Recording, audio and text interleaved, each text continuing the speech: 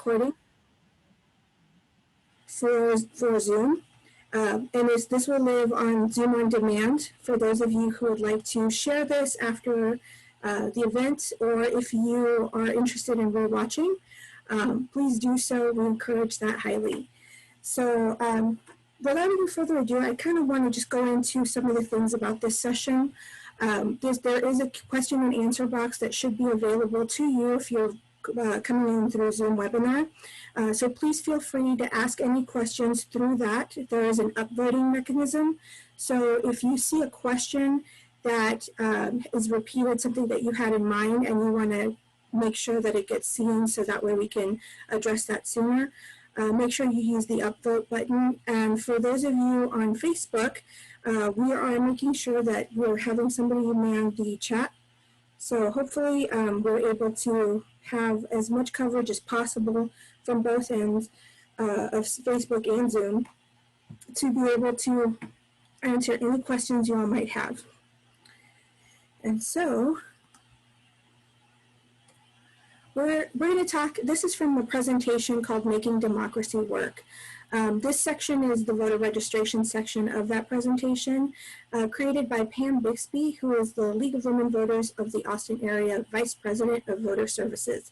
If you have questions about volunteering for being a VDR, or how to help with First Vote, which is one of our programs where we reach out to high schoolers and get them registered to vote and talk about the importance of their participation in election in voting and advocacy.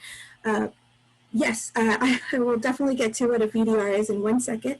That Pam Bixby is our primary contact. We do also have a director of voter turnout and outreach. His name is Michael Keller. So if you hear those names a couple of times throughout these sessions, just so you all can become familiar with that. And we have a question on Facebook. I'm going to reserve all questions to the end as the presentation goes on, but I'll answer this right now. A VDR is a volunteer deputy registrar, which is somebody who is deputized to be able to register people to vote. So in the state of Texas, unfortunately, not just anybody is able to vote. Or register folks to vote. You actually have to be deputized for that job. But our Texas election, Travis County Election Office, Williamson County Election Office, the election office of your county will be able to help you get your deputized for that if you are interested. And we'll talk a little bit about it in this session and most likely through the next couple of sessions to come. So. Voter registration. We're going to talk a little bit about if you're eligible to register to vote. How do you know if you're already registered to vote? And how do you register to vote in your county? And when you should register to vote. Because of the extreme urgency to get registered to vote for November elections, given what's going on with our postal service, this is something definitely of import. And we're going to start with, am I eligible to register to vote? So you can register to vote today if you're a U.S. citizen, naturalized, or citizen by birth. So if you're 17 years and 10 months or older today, and 18 years old on election day, which is November 3rd, please do register to vote. You should also be, and this is not included in this part of the slide, so if you need to ask this again later, please feel free to do so. You should be a resident of the Texas county in which application for registration is made. So if you live in Travis County, if you live in Williamson County, please do register to vote in those counties. You might find other opportunities to register to vote if you're coming into Austin from, let's say, Georgetown, but you want to make sure that you're registered to vote in your county. This is especially important if you've recently moved. So if you are at least 18 years of age on or before election day, again, which is the case, which in this case is November 3rd. For those about to turn 18, if you will turn 18 between Monday, October 5th and Tuesday, November 3rd for the presidential election, you must register to vote by October 5th. So if you're not declared mentally incompetent by a judge without the right to vote, you're able to register to vote as well. And I think of great importance is if you finish serving punishment or punishment terms, otherwise known as being off paper, if you were previously convicted of a felony, if you're not convicted of a felony right now, or if you've so been convicted, you must have at least been fully discharged of the sentence, including any term of incarceration, parole, or supervision, so off paper, or completed a period of probation ordered by any court.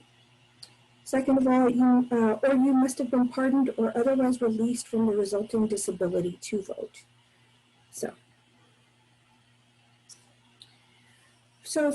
How do you know if you're already registered in Texas? VoteTexas.gov is a fantastic resource in where you can actually find if you're registered. You would go to VoteTexas.gov, click on the Am I registered question when you find that on the website, and then you would type in your address, your name, your address, and you will find out if you're registered to vote. Voter purges do happen. Mainly the reason for those being that people haven't registered or haven't voted in a while, or also something to be aware of, you want to know if you're registered to vote at your current address.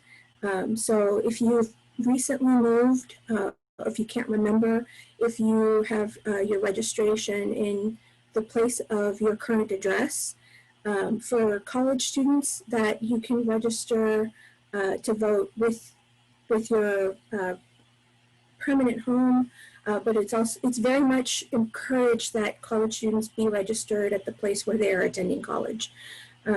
So that's a couple of things. You can also look at votetravis.org, I believe, where you can see if you can find that information if you're registered to vote in Travis County. And Williamson County Elections Office, you can look at their website as well to find if you're registered to vote if you live in Williamson County. So how do you register to vote? So before COVID, there were volunteer deputy registrars in many places. Oftentimes with the League of Women Voters, you saw us paired up with the Alamo Draft House, having or conducting voter registration services. For different events. Sometimes one of our more popular events was the Wonder Woman premiere about 2 years ago. Public libraries, those are also places that you can register to vote. Most of the time you have a small box that had a couple of handouts for registering to vote, like the one that you see on the screen here. The tax offices, again, because the tax offices are the branch where the elections offices do operate from, and the Secretary of State website, which of course is not online registering. In the state of Texas, we don't offer online registration, but there was the option to be able to print off your registration form and mail it in. The League of Women Voters now is working to bring forms to you to pick up, fill out, and mail in a Travis County or Williamson County or Texas General Texas Secretary of State voter registration form. And so what do you need to register to vote? What kind of information would be on the registration application that you should know of? So really the information required to answer these questions is just making sure that you're accurate and honest about the information you're filling out. You do not need a photo ID at the time of filling out the registration form or any other form of identification to register to vote. So you only need a photo ID at the polls when you actually go to vote. And some other information you want to know: what are the questions on the form to register to vote? Are you a U.S. citizen, which is right up here? Will you be 18 years or older of 18 years of age or older on or before Election Day? There's some optional questions here, such as, are you interested in serving as an election worker? It's straightforward, yes or no. And I guess I did skip over the very first question, which is important. Is this a new application, a change of address, or a request for a replacement card? So make sure that you are checking in those boxes as needed. So Your last name, your first name should be as appears on your photo ID. So no nicknames, no shortening of your names. We understand sometimes there are some pretty long names that are difficult to fill in these tiny boxes, but if you could do the best that you can, that's all we can ask for. And of course, middle name, if any, former, if any. So residential address, it is important here, it does say do not include P.O. box, rural route, or business addresses. It has to be your address of residence. There is, in option 4, your mailing address. So if you cannot get mail delivered to your residential address, this is where you would put what your mailing address is. If they're the same, you may leave the residence address blank. So date of birth by month, day, and year, 4 digits. The optional questions are if you're male, female, you don't have to answer those. Your telephone number, you don't have to include that. It has been encouraged to put your telephone number in case there are issues with your voter registration card. And somebody needs to get a hold of you from that elections office to ask for a little bit more information. Maybe there was a digit that they couldn't read, or something in your registration card that isn't available for them to be able to ask you that question otherwise. So next up is your Texas driver's license or your personal ID license. If you don't have a driver's license but you have a personal ID number, this is the section you would fill that in on. Likewise, if you don't have a Texas driver's license or personal ID, then you would fill in the last 4 digits of your social security number. If neither are available, you haven't been issued an ID yet or a social security number, you would check this box. And again, this is another reason why the telephone number would be important to include, but again, it is optional. Please don't take that as a necessary to do. Then finally, you want to go ahead and make sure that your signature is complete in order to get your voter registration form processed correctly. And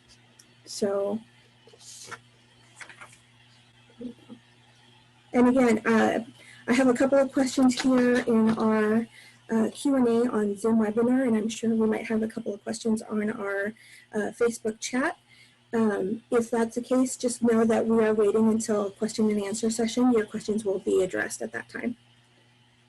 So it's again important to register in the county where you live. If you live in Travis County, if you live in Williamson County, also if you live in Hays County or any of the surrounding counties like Bastrop, make sure that you are registered in the county where you live. You want to check with your elections office to be aware of what you need to do, or where they're picking up forms, or how you can register for this upcoming election. And then of course, can't we just register online? Unfortunately, again, there's no true online registration in Texas because a wet signature is required. So there are other options, especially in the Travis County area. We want you to be aware that there's registertovote.org, which is the voter registration option from the Travis County Elections Office. We're going to talk about text to register right after this, but instead of texting, you would go to the website where you fill out the form, you receive a form, via mail or somebody coming to drop off through contactless, and drop off, and then you sign it and mail it. I don't want to say that there is definitely a contactless drop off, but you would receive your form after filling it out to be able to send it back signed and completed to the elections office. And again, this is for Travis County.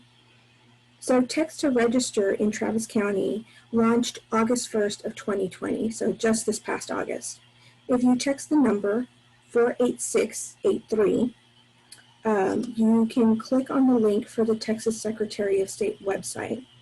You'll fill out the provided voter registration application form and receive your pre-filled application in the mail. You'll sign your application, and then you'll mail that postage paid application via your local post office. So let's see. And you can also fill out a form in person at your local post offices. Just because we are in COVID right now, that does not mean that there has not been a great push on behalf of our elections offices to make sure that forms continue to be available at the post office. Local libraries, you want to check in, because a lot of local libraries are only offering curbside pickup at this moment for books.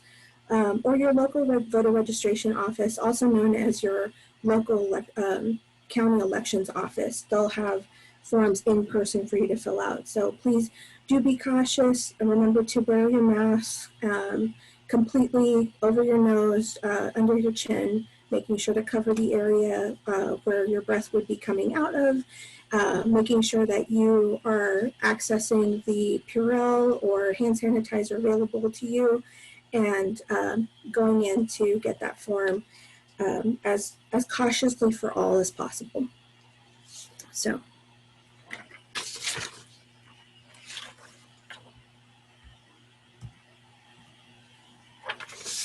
afterwards, once you've filled in the form, you've mailed off your voter registration form, you want to look for your voter registration certificate in the mail. When you are ready to vote, whether in person, whether it's early voting or day of, you want to bring that voter registration certificate in. If there are any issues with your ID, the poll worker can look up your information using the certificate and qualify you for a regular ballot. So while you can only bring in your ID, your current voter ID, whether that's your driver's license or your state ID. There is something to add about that. Your voter ID does not have to be the most, if it's expired no more than 4 years, it should still be taken. We'll address this more during question and answer. But yes, just so you know, it is helpful to have your voter registration certificate with you. And in our next session, session 2 of this series, we're going to talk about the geography of your government and what does it mean when you see the numbers up here in this section of the voter registration certificate. So you'll have numbers for Congress, state senator, state representative, comptroller, your city district. And so you want to make sure you know and understand how those numbers look geographically for your vote. That might help with getting you familiarized, not only familiarized, but actually wondering or considering how your area incorporates a lot of different other subdivisions and other areas when it comes to voting. So it'll be a really enlightening session. We hope to see you there. But before I continue, I don't want to sound like we're about to sign off. So the number for text to register is, again, 48683. And so that's for Travis County. So again, text to register in Travis County is 48683. If you are looking at this from another county, you'll want to go ahead and familiarize yourself with what your county is offering by looking at that elections office information. So, when should you register to vote? The idea, well, usually pre-COVID and pre-USPS, there was more comfort with getting your registration to vote 30 days prior to any given election as your cutoff for registering to vote in the state of Texas. For the November 3rd election, the official last day to register is October 5th. That's a Monday. I believe it's the first Monday of October. Again, we want to consider the issues with the U.S. Post Office. We are expecting to see an influx of voter registrations and applications, both registrations and applications for vote by mail or ballot by mail, as it's also known. So if the sooner that you can apply for voter registration, now, then the better your chances are to be able to receive that voter registration card in the mail, so that you can know with certainty that you're registered to vote. for this general election in November. And so now we're going to go ahead and take questions, and any other questions that might be asked. Please feel free to ask as many questions. There is no such thing as an outlandish question. We do have the League of Women Voters of the Austin area, one of our star voter deputy registrar or volunteer deputy registrars available to speak to this, Ms. Valerie DeBille.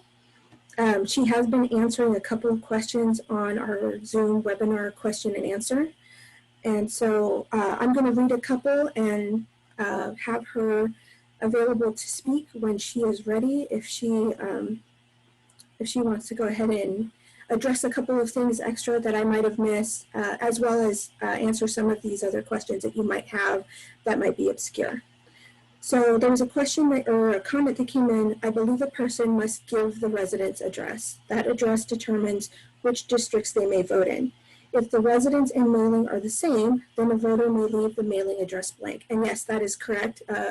Again, our volunteer, Valerie DeBille, has confirmed that as our kind of one of our star VDRs. And yes, that's correct. So if I gave the impression that a person should not give their residence address, that's not what I meant. It's just that they can't give their PO box or a business address as their residence address. I know that for the situation with those who are homeless, that might be different, or those who are currently displaced. They would want to give an address where they are residing the most at. And so if, Valerie, if you want to speak to that as well, that would be great. Oh, sure. Mm-hmm.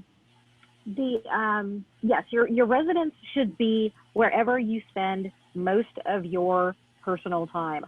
If that is not a home, it should be a description of the location closest to you, generally the cross streets that are closest to wherever it is that you primarily reside. So if you don't have an actual fixed address, that is your option. Yes. And then just to be clear, Valerie, that's for those who are in the situation where they are not living, as you said, like with an address that has a numerical street, like a street number. But for those who are experiencing homelessness or housing displacement currently, if they're living with somebody at the time, they can put that down as their address of residence. Is that correct? Right, exactly. Okay. And then there are several different community organizations that will allow you to use their addresses as your mailing address. You can't use them as your registration address, but you can use them as a mailing address so that you have someplace permanent for the county to mail your voter registration card to. Right. Okay. Well, thank you for both addressing that on the Zoom webinar question and answer, and also elaborating that right now. So one of our other questions was, if your ID is from another state, but you currently live in Travis County, would you have to bring bills or other proof of residency to the polls? And again, Valerie answered this question. If you have a passport or a U.S. citizenship certificate with a photo, the answer is no. And if you'd like to go ahead and elaborate on this during this period, Valerie, that would be great. Sure. Essentially, if you do not have a photo ID that's been issued by the state of Texas, and that can't be like even a college student ID is not adequate, but if you have a Texas driver's license, a Texas ID, a concealed carry license, there's a couple of other pieces of identification from the state of Texas, but also if the federal government has issued your ID with a photo on it, like if it's a passport, if it is a citizenship certificate that has a photo on it, if it's a military ID, those all will also work as your identification. Your identification is not to prove where you live, it's to prove who you are. So as long as you have photo identification from the federal government or from the state of Texas, that's adequate. It does not have to have the correct current address on it. If you do not have an acceptable form of ID that's on the list available, we can add a link to the Secretary of State's website or the League of Women Voters website with a list of the appropriate ID that you could check against. But if you do not have one of those, there are ways that you can verify that you have an impediment to getting such a thing, which right now with DPS only taking appointments and having a very long wait time for those appointments, it is fairly common right now that folks are not able to get a Texas photo ID. So in the event that you're in one of those situations, you can then sign something that says that that's what the case is, and you can use other forms of not identification, but essentially supplemental pieces of information to prove that you are who you say you are and that you have the right to vote where you're voting. And those can be a combination of a bunch of different documents. Again, that I think is easier to like give you a list to look at than it is for me to try to list them all out. Right. And we do have that information available at lwvaustin.org in terms of what kind of ID is acceptable for for being able to, when you go to the poll to vote. So you'll definitely have a chance to look that up there. Again, at the votetravis.com, so that's votetravis.com, and wilco.org/elections. Those are the county elections office websites that you can look up this information, as well as votetexas.gov. That's G-O-V. And Valerie, I talked about this a little bit, but I really love if you can expand or if you can elaborate or clear up the idea of using an ID that is no more than 4 years old when you go to the polling place, after you've registered, after you have your registration card. I know we're going to talk about the requirements for actually going into your polling place and what you should have available with you in a later session, but I was just wondering if you could go ahead and clear that up and put that in a more plain form for folks to be able to take away today. Sure. Again, with DPS, having the delays that they do for renewing things, even if you need to go in and have a new picture taken, again, you're having to make an appointment to do that, and that can take a while. So if your driver's license expired at some point this year during the COVID situation, you,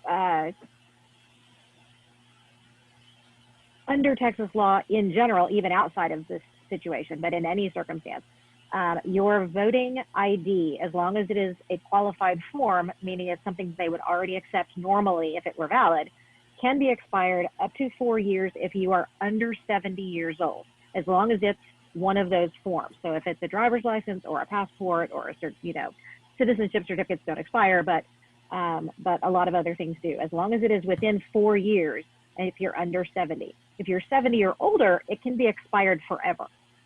So there is no, it's too old to use if you are 70 or older. Okay, thank you so much for that. And just so people know, if they do have trouble with DPS regarding getting their ID, it's encouraged for them to contact their state representative. Their state representative can very likely help figure out the process of getting an ID as well. So please do hold accountable the people who are working for us in our government and let them know that you're having issues if that is something you are so inclined to do. Because when one person speaks up, more than one person tends to benefit from that as well. And so here's a couple more questions from our question and answer on Zoom. Which fields are optional? Valerie, you had answered that gender and phone number are truly optional. You do not have to fill out your mailing address if it is the same as your residential address. So again, if they are not the same, where you would receive mail and where you reside, please do fill that out so that you can get your voter registration card. You do not have to provide your previous city and county of residence if you have not been registered to vote in another county. Anything you'd like to add to that, Valerie? No, I did want to address the difference between your mailing address and your residence address. A lot of the situations in which those would be different, yes, they include a post office box, but also like college students, if you're registering to vote at your dorm, you might want to still use your parents' house as your mailing address, because that's something that is longer term and permanent. And you know that if they send, the county sends you something about voting, or you need to, you need to move your local residence, your dorm is going to change every semester, but your parents' address would ostensibly say pretty stable. So in those situations, the mailing address does not have to be in the same county, and it does not have to be, just something that most people would consider a mailing address versus a residential address. It can be another residence. Okay. Thank you for that. And one of our other questions that came in was, when you text to register, does your ballot, in parentheses it says to be signed and mailed back, come with a postage paid envelope? And Valerie, you had answered that you wanted to answer this during our question and answer, but to be clear, that this is not a ballot that you will be receiving, right? Because we are talking about the voter registration process and not the ballot by mail process. So Valerie, would you like to elaborate on that now? Sure. With the text to register, they do come with an envelope. I believe that they are postage paid. The main thing that, I wanted to make sure it was elaborated on in the, more than just this side chat, was the fact that it is, the process that we're talking about right now is just to register to vote. Everything that's actually to do with the voting process is separate from registration and has to be done. Voter registration has to be done 30 days in advance of any election that you want to vote in, regardless of when that election is. It's always going to be 30 days ahead of time. So that is a whole separate thing. And want to make sure that that distinction is really super clear, that this is not what you get in the mail in response to registering to vote is going to be your voter registration certificate, not anything that will allow you to actually choose candidates or issues. All right, well, thank you. And I do recognize that can be confusing, having, and this is something that I debated with in terms of bringing up ballot by mail with voter registration, because they are two very separate processes. So right. Thank you for addressing that, Valerie. And so we have a couple of other questions. Just if you have a little bit more time to stick with us, everyone. How long does it take to get your voter registration card in the mail after you submit it? Valerie, do you know? Can we kind of have definitely get it? You should definitely get it within 30 days. Typically, you would get it within about 2 weeks. That's a pretty normal turnaround time.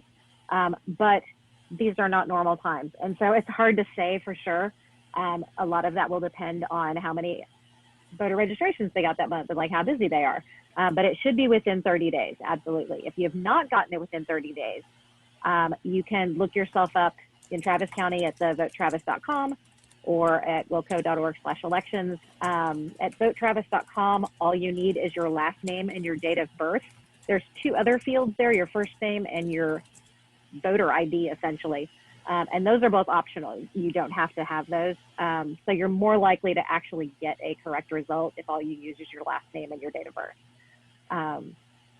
If you don't find yourself, but you're confident that you registered, I would try common misspellings of your last name before calling the county and actually asking. And then if you still haven't found yourself after trying a couple of different common misspellings of your last name, then I would call the county and ask them what's up, because they have better ways of looking you up than just the mechanism online. So if you are there, they will be able to find you. And if you're not, they can generally tell you, what the next steps are you'll need to take. Right. And just so we're clear, so the next question, or part of that question was, what if you register by October 5th but haven't received it in the mail? Will you be allowed to vote? You kind of did answer that. I kind of want to interject at this point and say, if it's at all possible for somebody to register to vote before October 5th, October 5th is the last day to be able to register to vote and be able to vote for the November elections. But if it's possible for somebody to do so, please register to vote. Please contact the League of Women Voters of the Austin area to ask how we can help you with that as well. Your elections office can can and should be able to answer that question for you as well. But Valerie, if somebody hasn't or is registered but hasn't received it in the mail, would you still be allowed to vote? You did kind of answer that. Is there anything you wanted to stress from that previous answer for folks to kind of take away with? If you've registered to vote, whether you're going to be able to vote a regular ballot versus a provisional ballot when you go vote in November will be dependent on if you haven't received your certificate. If it will be dependent on if you mailed in your registration versus if you did it with a deputy registrar. If you did it in person with a volunteer deputy registrar, they will give you a receipt, and frequently that can be proof that you met the deadline, even if your registration didn't go through for some reason, or if they can't find you in the system. If you mail in your registration, there is no proof that you actually got it to the office. I mean, yes, you would want to trust that it got there, but it could have been delayed. It could have been, lost. It could have been not processed for some other reason. So with mailing it in, you would probably need to vote a provisional ballot, which would then require some follow-up on your part, what they call curing it. And that's a whole other process that is not part of voter registration. But I would recommend if you are getting close to the deadline and you want to register to vote, one, do it as soon as possible. But two, if you're getting close to the deadline, do it in person. And then you'll have more confidence that it actually was delivered to the correct place. Then you'll also get the assistance of having somebody look it over and make sure that you didn't miss something that is mandatory, that they can't process it without, and you make sure that everything is correct. And so you can be more confident that, that everything is done correctly. Okay. And I just wanted to kind of point out on the screen here, you should be able to see the voter registration application. And Valerie, just so we're clear, when a VDR is in person and you're able to work with them in terms of getting that voter registration, you may get the Secretary of State forms depending on what kind of forms they have available, but the form that would have the receipt, is there anything distinguishing that is different from the Secretary of State form that there is that receipt? For example, Travis County or Williamson County that you know of? It depends on, there are a bunch of different, very valid, equally valid forms of voter registration applications. You can have this one shows Texas voter registration application, but it doesn't have anything that indicates any particular county is the one that issued it because it came from the Secretary of State's office. So it can apply to any county. A lot of counties put out their own versions of those, either that can be mailed in or that can be filled out by a deputy registrar. If the form that you're filling out is with the deputy registrar, there will be a bottom portion that is detachable that will have a place for the deputy registrar to put their signature and their deputy registrar number so that you will have a record of who it was that processed your registration. They also will have an additional signature line underneath the one that's on this form. It will look otherwise substantially like this form. The fields will all be the same. The boxes will all be the same that you'll need to fill out. It will probably be a little larger than the mail version. Those tend to be a little bit smaller. And it may be different counties do different colors. Like Caldwell counties are blue. Williamson's are white and Hayes are yellow. Travis County now is using a regular sized piece of paper version of the form that is actually the state form. So it doesn't actually say Travis County on it anywhere. Mm-hmm. There are older forms though that do look like the other counties where it'll say Travis County Tax Office and it'll, have all of the Travis County insignia. And those are, again, they're a little narrower than 8.5 by 11 and they're but the important thing with a VDR version of the form is that it will have that detachable receipt and an additional place on the form itself for the registrar to sign it and put their number so that there is a record of which registrar helped you. So mm-hmm. Those are the really important things to look for if you're registering with someone else. If they try to use a form that does not give you a receipt and does not have a place for them to sign, that is not the correct form, and you should not let that person register you to vote. Yes, okay. Thank you so much, especially that last part, because I think it is important to note that, you know, you can ask for somebody's, you know, credibility when it comes to their ability to register you to vote. And just another thing, we are, again, I want to reiterate how specific this is. This is specific to Travis County, Williamson County. Valerie did mention Hayes as well. So this is really kind of specific information to the Central Texas area. If you're tuning in from another part of Texas, please do check with your county elections office. You might be able to ask questions regarding that voter registration application. So don't be afraid to contact them and ask them these questions as well. The last question as part of that package of questions was, what if you show up with your ID and not the card? Can you still vote? And you did talk about this extensively, Valerie. You had mentioned something called regular ballots and provisional ballots. And I was just wondering if you could address the difference between those as they apply to your having registered to vote. So if somebody shows up without that ID or with their ID but not the card, and if they can still vote, they didn't check, right? They didn't get a chance to check their name as it was registered through the elections office or through the Secretary of State. What's the difference between those ballots? Okay, I probably confused the issue more by bringing that up, but the main thing is you do not need your voter registration certificate in order to vote. If you leave it at home and forget to take it with you, that is not a big deal. The main thing that it does provide is if you get to the polling location and they try to look you up and can't find you in their system, and you have that card, one, that's proof that you really are registered, where you know the address that's on that card, and it's also got a barcode that they can scan that can look you up. And should be able to successfully find you if they can't. So it's a little bit of help in that sense that it's, you know, it's a verification and an assistance to make sure that they're actually able to find you.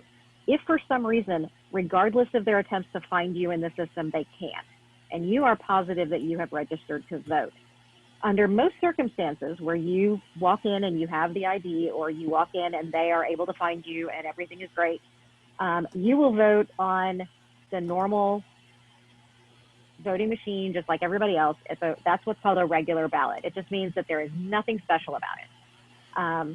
In the event that they do have some sort of question about whether you are eligible to vote or not, meaning they can't find you in the system, or you have no ability to provide them with some sort of identification, or any question at all about whether you really do have the right, you still have the right to cast a ballot, but it will be a provisional ballot, which will probably be on paper, and then that will require you to do some follow-up, in which you will have to go to the county elections office after you voted, and on another day, and provide them with whatever it is that was missing to show that you did actually have the right to vote in those in those races on that day.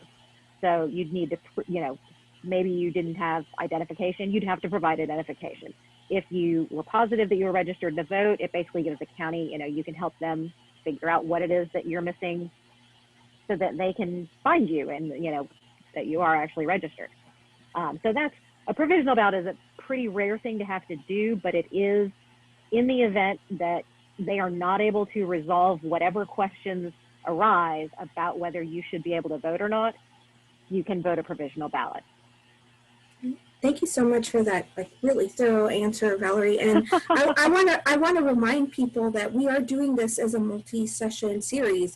Yes. So we are going to talk about this again at our third session, where we're talking about researching your ballot and having a polling plan in place for being able to vote, whether you're doing early voting or day of voting, or if you're applying for ballot by mail. We will be covering this in session 3, which is scheduled right now for September 12th. The time is to be determined, but we're looking at that Saturday, September 12th at 2:30. So if you'd like to learn more or come in and join us to be able to make your polling plan for that time period, we'll be happy to have everybody back again at that time. So we're going to move on to the next question. Is it true that we do not need to show our voter registration certificate when we go to the polls to vote? All we need is a photo ID. And Valerie, you've answered that pretty thoroughly. So it's not necessary, again, to take your voter registration certificate or your voter registration card to the polls to vote. Again, the voter registration certificate is going to look like this. I'm not sure if the color is orange. I believe it is for this year. It is orange right now. Yes. And so you should, when you receive your voter registration certificate in the mail, this is what it will look like. It'll be postcard sized. When you get it, the best advice would be make sure you put it somewhere where it is easily accessible to you, where you will see it more often. Again, you do not need to have this card with you when you go to the polling place,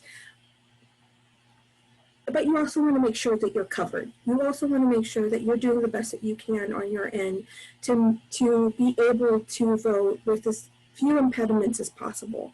So when that registration certificate comes in, please keep that in a safe place. Some people choose to put it in their wallets, wherever you feel that you will be able to access it easily, where it will remind you of where you've put it, and also maybe remind you about the upcoming elections. That is the perfect place it needs to be. And you would need your photo ID to go to the polls to vote. And again, Valerie's covered this pretty extensively, so I won't ask her to cover it one more time. So thank you for that question, though. And then how can we find a voter deputy registrar near us, Valerie? Is there anything that maybe the league is doing in particular with voter registration, with finding access to a voter deputy registrar that you can speak to? That's actually, it is a little more difficult. There isn't really a good place to go to find one for sure. But the league is a good resource if you are wondering if there's an event coming up where one will be available. The best option is probably, again, I know I keep saying to call the county if you have questions, but really that's what it generally comes back to, is call the county, and they may be able to refer you to somebody who's willing to meet you somewhere. Yeah, absolutely. Again, your county elections offices are still available for folks to go in and be able to find somebody to help them register to vote. So please do feel, if you can access that, if you can help somebody who needs access to that as well, make a plan so that we can go ahead and maybe go jointly, whether you're meeting up there. We know that with COVID that there's a lot of things to consider in terms of stepping outside. And also just keep in mind that this is a function of the League of Women Voters of the Austin area. We do go out into the community and have, right now we're doing a lot of contactless drop-offs of information.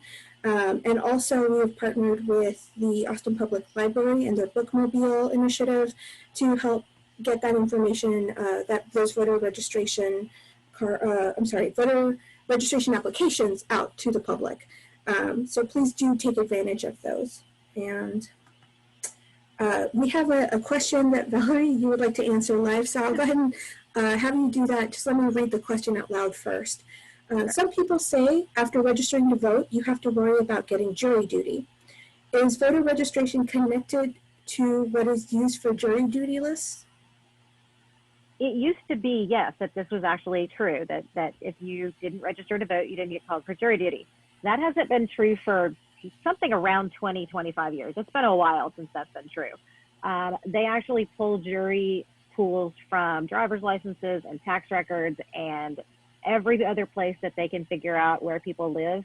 And so whether you're registered to vote or not has absolutely zero bearing on whether you get called for jury duty. So it used to be true, but it hasn't been for such a long time that it is, yeah, no connection whatsoever anymore. Right, right. And you know, there are, for those folks who are kind of worried about jury duty, there are several reasons to participate. There are several reasons not to, and that is something that at the time, if you get called for jury duty, hopefully you're able to participate in that effect as somebody who's participating fully in this democracy and in our government. But also there are things that, you know, come up that there are reasons why people cannot participate in jury duty. So please do communicate if and when you are called for jury duty. You are asked questions about your eligibility or availability to participate. So you want to make sure that you get that information at that time. Thank you, Valerie, for answering that question, though, because it is an interesting question. I think a lot of folks think about that, especially folks who do remember that voter registration was once, Yeah, if you don't know that it used to be a thing, it kind of seems like an out of the blue weird question. But yeah, absolutely. But no, it's a very valid question. And, you know, given the state of how our government works, even for those folks who didn't know that that used to be an issue, that might come up. You know, it's a natural question. We have another question before we kind of end this panel. I got a little bit of a jump start. So some people have family members who are not legal citizens. They fear that voter registration could bring unneeded attention to them. So you have multi-status households. Is there any risk associated with voter registrations being shared with immigration authorities? The voter registration records are public. The fact that you are registered to vote is available, you know, from the county. Anybody can look at that. So, I mean, your very existence is verifiable, and the fact that you have registered to vote is. But you can only register to vote if you are a citizen. So the voter registration in and of itself should not, I would think, be of interest to any sort of immigration authorities. It's not going to necessarily indicate anything about anybody else in your household, because just because you're not registered to vote doesn't mean you're not a citizen. I mean, there are plenty of people who are citizens who aren't registered to vote. And that's actually, you know, a problem. So I can't imagine a circumstance in which the very act of registering would put someone else in your household in jeopardy. But I am also not an immigration attorney, and that is not a circumstance I have ever dealt with. And so I don't feel qualified to say 100% that it would not be an issue. But the information is publicly available that people are registered to vote. You can go to the Travis County website and get a list of everyone who's registered to vote. Right. Yes, and actually, I don't know if you have a little bit more time to kind of talk about the issue of folks who are eligible to vote but not registered. Is there any kind of information that you can give us about what that looks like, whether that's at the state of Texas level or at what you know of in Travis County or for Williamson County? Just how large, if you know, percentage-wise, are we looking at for people who haven't registered to vote but are qualified to be registered voters? I don't know what the actual numbers are, but I do know that Travis County has a very high percentage rate of registration. But that tends to be in the kinds of populations where you kind of expect people to be registered to vote anyway. So the underserved populations in any circumstance are also going to be the ones who are least likely to be registered to vote in Travis County. A lot of other counties are doing that surround Travis, like Williamson in particular, I know is doing significantly high percentages. Again, don't know exactly what that number is. But in average, Texas is not great compared to other states. We have one of the lower registration rates. I don't know that it is the lowest, but it is low. Michael has provided us with a link to the Travis County information. Yes. But That is, yes, the high percentage is a fairly recent development, but Travis County has done very, very well recently. Okay. Texas, as an average, is not super great. And in the United States, we have one of the lowest engagement rates. I don't know whether that's registration or actual voting, but in countries where you're allowed to do that sort of thing, we have one of the worst participation rates. And that's also something to be concerned about.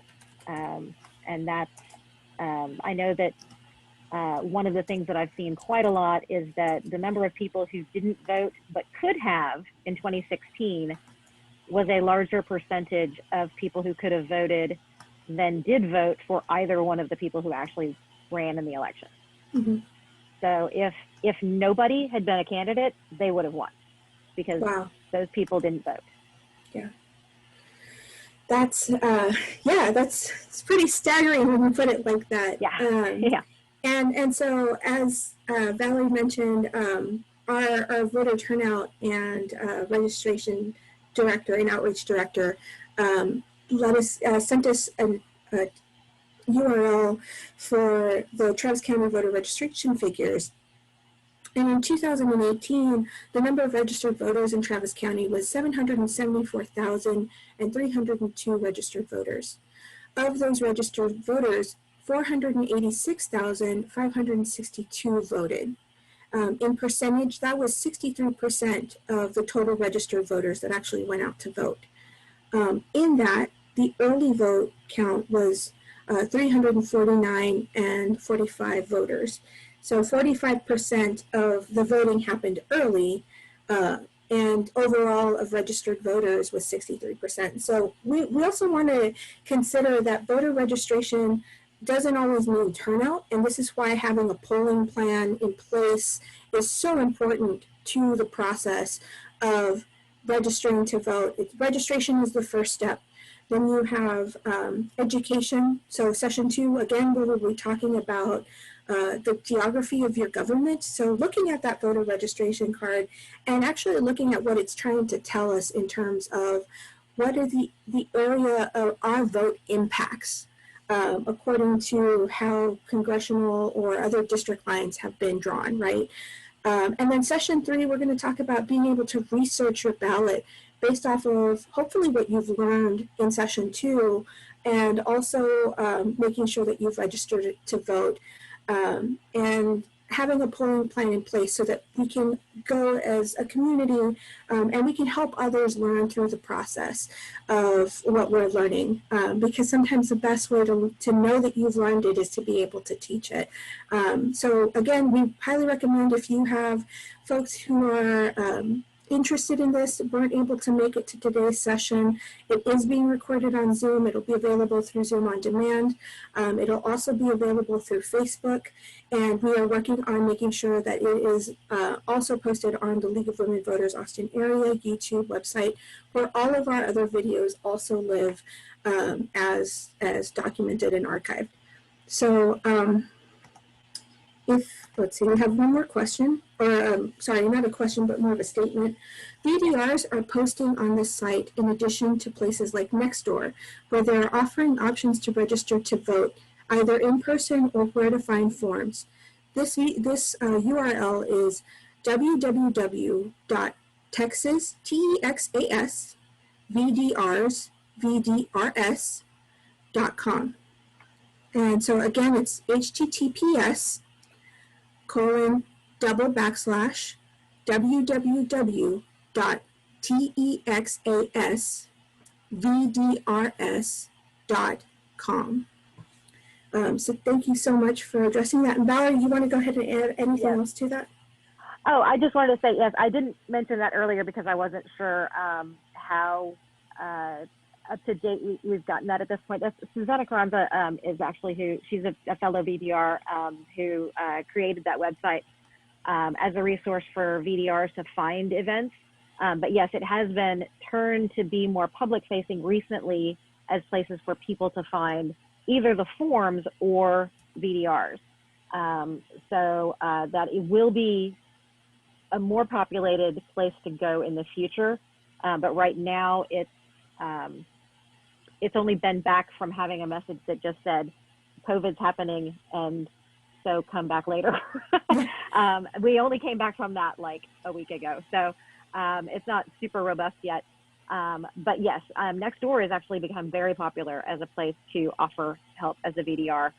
So check your neighborhood. I totally forgot about that. So thank you, Jennifer.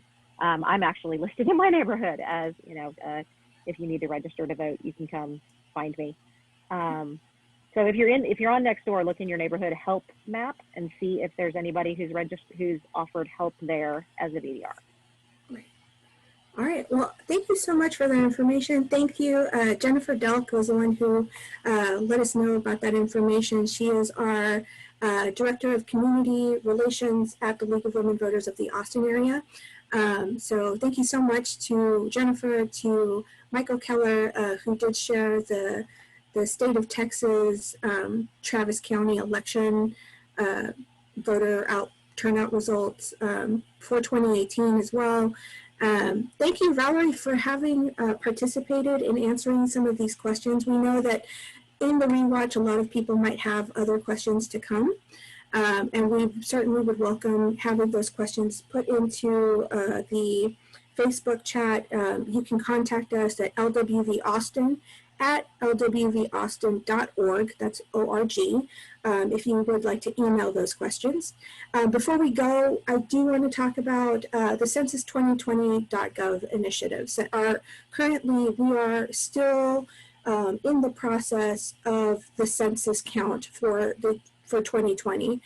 This 10-minute, online census 2020 census.gov initiative is going to count for the next 10 years. So you take 10 minutes to decide the next 10 years of the future of how our government responds to the needs of the people.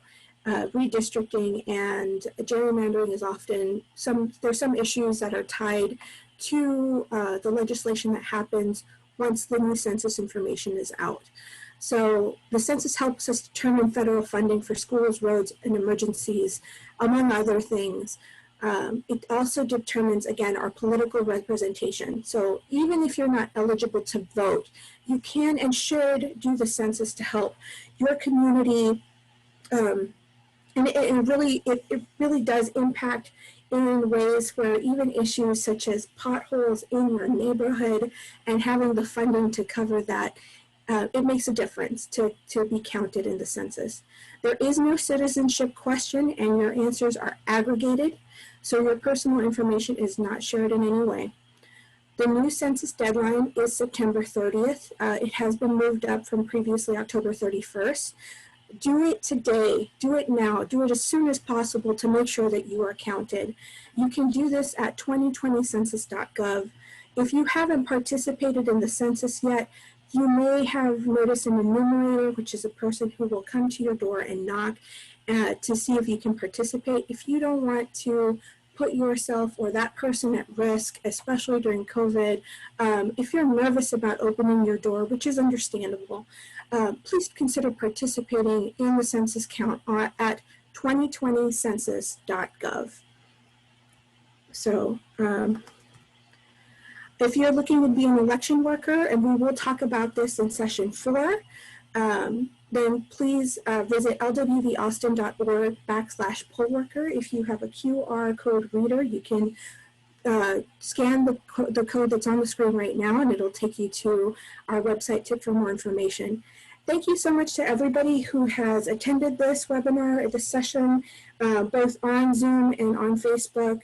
We are glad to be of service to the community of the Austin area, and maybe to those folks who have been looking for this kind of information in their area. We hope that we're able to at least point some folks in the right direction, even if you don't live in the Austin area, even if you don't live in Williamson County. And if you do have any questions, again, you can contact us at lwvaustin@lwvaustin.org. So my name is Maria Medina Milner. I'm Director of Community Relations and Equity and Inclusion. We look forward to seeing you at our next session next Saturday, September 5th at 2:30 p.m. we will have a special guest, Ms. Mary Patrick, who is a longtime voter deputy registrar with Travis County, to speak on the geography of your government using the voter registration card. So that should be very, very enlightening.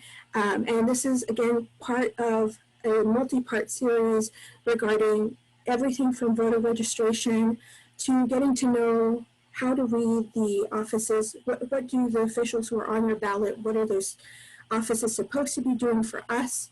And then being able to hold government accountable and advocacy work post-election. And then finally, in the fourth part of the series, we'll cover the history of voting rights as well as the history of people power. So this is a kind of a long haul series made with much care for our community. Thank you once again, and have a great Saturday.